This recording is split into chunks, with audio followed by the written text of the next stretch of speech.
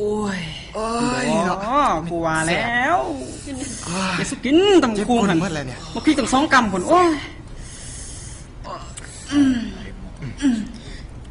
ไปใส่ทานดำไปส่งนายอยู่งานหมอลำอยู่ตลาดเช้าเอามังหมอลำเลือกเกี่ยวลงไป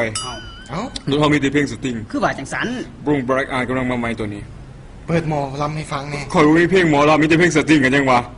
เดี๋ยวนี้คอยฟังแต่เพลงสตริงแบล็กอายแฟนคอยเองจะฟังหรือบ่ฟังกันแล้วกูบ่มักเพลงสตริงขนาดยังว่าฟังหมอลำมึงบ่เข้าใจบ่หมอลำสาวน้องให้หมอลำบ้านเกินเพลงลูกทุ่งมันมีแต่แผ่นแท้หายากซื้อยากแต่ว่าเพลงสตริงนี่ดาวน์โหลดใน YouTube ก็ได้กูสนว่าแผ่นแท้แผ่นปลอมกูฟังหมอลำเว้าคืออมขี่มาเว้าบ่มีก็อยากให้มีโอ้ยนี่เอาทุยบ่แขวหั่นน่ะโอ้ยมึงบ่เข้าใจบ่กูอยากฟังเพลงสาวน้องบอนหรือว่าสาวน้องไห้เข้าใจอยู่แต่ว่าเจ้าแซ่ข่อยบีบขี่เป็นน้ำมันบ่โอ้น่ะเด้มึงมักจังได๋ดิจังว่าหมอลำมึงเข้าใจบ่หมอล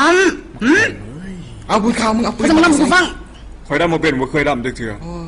ลำแม่ลำบ่อยากได้ยินเจ้ามันบ่แม่นจังสันดำให้ฟังหน่อยติถ้ากูสิลำมึงฟังเอาฟังโอ้ยโอ้โอ้โอ้โอ้แต่เปิดมันบ่แม่นจังสันนะโอ้ยโอ้ยโอ้ยจึงแม่นยะเปิดให้ฟังได้ก็แล้ว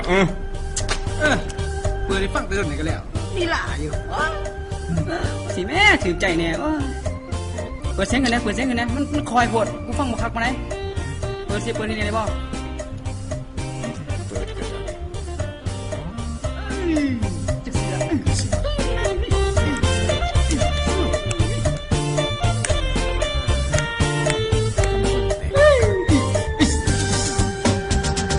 คอ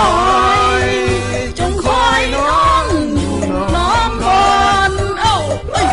หัวใจอ่อนเพลงกับคนเขากันน้องบน